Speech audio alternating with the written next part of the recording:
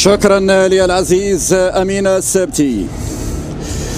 تحية طيبة مشاهدينا الكرام متابعينا في كل مكان عبر قنوات بين سبورتس. معنا تواصل من خلال هذا الحدث القاري الافريقي الكان 2023 في الكوت ديفوار. تاريخيا الكوت ديفوار يحتضن هذه البطولة المرة الثانية بعد 84 2023 وطموحات السود الأطلس لمعانقة اللقب الذي غاب لعقود طويلة منذ ذكريات أحمد فرس ومنذ الكان الوحيد اللي رفع فيه السود الأطلس اللقب القاري تحت قيادة أحمد فرس الجوليادور التاريخي للكتيبة المغربية. هذه مدينة سان بيدرو وهذا هو استاد بوكو لورون تيمنا بواحد من اساطير الكرة الإيفوارية لورون بوكو اللي كان نجم الإيفواريين في السنوات السبعينات.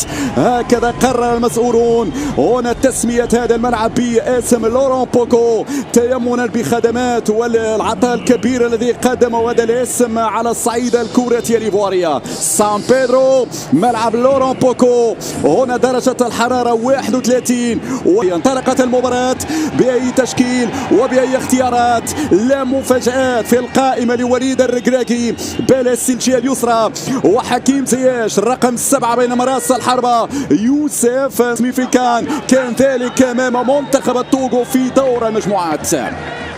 بالمقابل منتخب تنزانيا يلعب له مانولا في حراسة المغربية بلمسة زياش يعكس هذه الكرة بحثا عن يوسف من أصحاب التقاليد القارية منتخب الفراعنة مصر. هنا سفيان مرابط والصافرة من الحاجي تشير إلى خطأ حذاري من هذا اللاعب قائد منتخب الكرات الثابتة والرقابة رجل لرجل في منطقة الجزاء. هداف نادي اشبيلية انطلاقة إلى الجهة اليسرى مرفوعة الكرة في القائمة الثاني وبالراس برافو يوسف نصيري في ثاني تدخل. هنا الجرأة التنزانية والاندفاع التنزاني والهجوم التنزاني يبدأ مبكرا في مباراة اليوم. يعود زياش إن شاء الله في مباراة اليوم وياسين بونو بكل هدوء الممكن يتابع الكرة أرقامه القياسية مميزة ياسين. فضاءات المونديالية بالملاعب القطرية بينما انطلاقة من الجهة اليسرى الزلزولي. يلا يا الزلزولي هذه الكرة تمشي للأمام.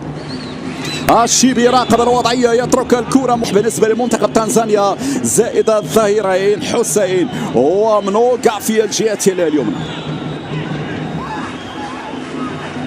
ليس امام المنتخب المغربي. كرة تمشي اماميه يخرج ياسين 115 مباراة تصل الكرة ناحية لاعب حكيم زياش وبالراس ارسيليا والريال بيتيس بينما انطلاقة بلمسة هنا من جانب اللاعب زياش. كرة هنا لحكيم زياش يراوغ زياش يدخل زياش وديش هز الكرة يا زياش علي الكرة يا زياش حاول يراوغ ولكن في النهاية الاقرب كان هو موانيتو يلعب بعد ذلك لمحمد حسين يضغط يا سمارة يا الزلزولي هرب الزلزولي من الجهة اليسرى في صافرة ومتى يأتي الإنذار أعتقد الإنذار يأتي الآن. البطاقة الصفراء في ظل إيقافات كانت صعبة جدا من خلال التعثر والتعادل الجزائر والتعادل موزمبيق أمام مصر.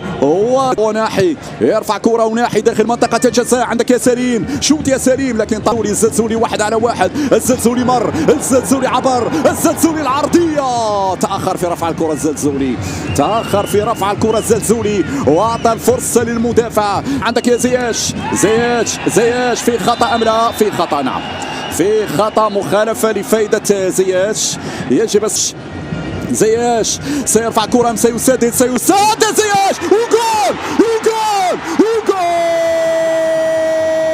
ولا الأسود يسجلون الأسود يظهرون الأسود يفعلون عن طريق صاحب الخبرة المدافع سايس بذكريات التوغو سايس بذكريات 2017 سايس في أجمل متابعة يضع الكرة في الشباك بعد الأولى من زياش. أنا قلت بأن الكرات الثابتة سلاح استراتيجي مهم لأسود الأطلس. هكذا البدايات وهكذا حكيم الباس رائعة هز الكرة يوناحي في خطأ. انذار سلامات يا خوفي على اللاعبين من مثل هذه التدخل. سيرفع الكرة يلا الثاني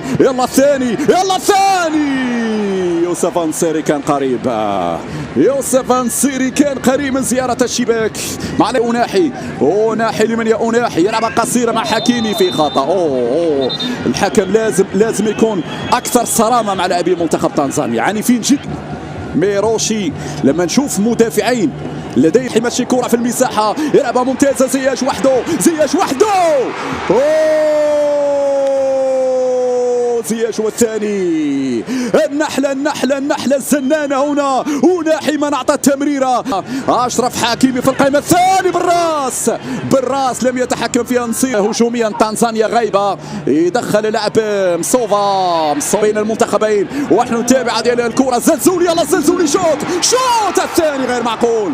الثاني كان قريب يا الزلزولي. هذه ممكن أطمع فيها الزلزولي، كان ممكن يمرر، كان ممكن يعطي كرة لنصير. شفنا التميز اللاعب زياش اللي كان من صناع الهدف. سفيان مرابط من ايطاليا لانجلترا، وما اعقب من صعوبات مع مانشستر يونايتد، ويمكن لسوء لأوناحي من جديد في وضعية صعب وفي مساحة ضيقة جدا. أوناحي، شوف مهارات أوناحي وذكاء أوناحي، يتحصل في نهاية الأمر على رمية جانبية. تدخل بالصعوبة من على نهاية الشوط الأول. ممكن هذه في الشبكة يا زياش. يتعثر زياش، يفقد التوازن زياش، وضاع مع الهدف الثاني. شوف الإعادة، حكيمي في التمرير ممتاز يا حكيمي، حطها بالميل الأول. لكن نتساءل مع بداية الجولة الثانية كيف ستكون الحالة البدنية للمايسترو. عنده حضور مفاجئ في الجهة اليسرى، قدم شوط أوبية في الموعد براسية وحضور لبرج المنتخب المغرب. والدفاعات المغربية ترفع ديال الكرة، تمريرة قصيرة. أوناحي سيرفع كرة، أوناحي بحثا عن نصيري. جول ثاني يضيع غير معقول. نصيري كان ممكن يكتب التاريخ مرة أخرى. تماما للأسماء والطريقة، تكلم عن الطريقة، يحافظ على الهجمة المغربية. عندك يا شيبي، نرجع للهجوم ونرجع للبحث عن الثاني. ونصيري الآن يقاتل من أجل الثاني. نصيري الكرة تتحول بعد ذلك. زولي راوغ الزلزولي، حط الكرة لأوناحي. أوناحي سدد ولكن بعيدة يا أوناحي. الفكرة التسديد مراقبة من أوناحي، هذه صعبة. أوناحي في الاستلام، أوناحي يدور، أوناحي يبحث عن تسديد الكرة. أوناحي وحدة ممتازة، هي جول